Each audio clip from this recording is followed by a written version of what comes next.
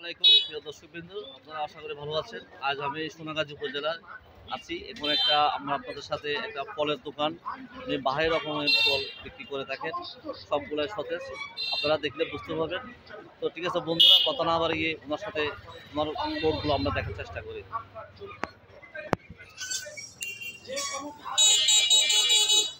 ভাই আপনার নাম? এই যে ওনার প্রোডাক্টগুলো দেখা যাচ্ছে, ওনার আপেল আছে এখানে, তারপর কমলা আছে, মালটা আছে, তারপরে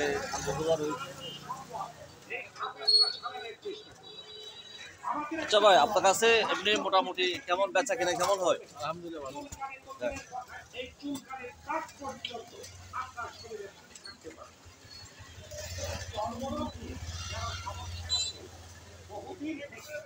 দর্শকবিন্দু, আপনারা দেখলেন ওনার সেই ফ্রুটের দোকান।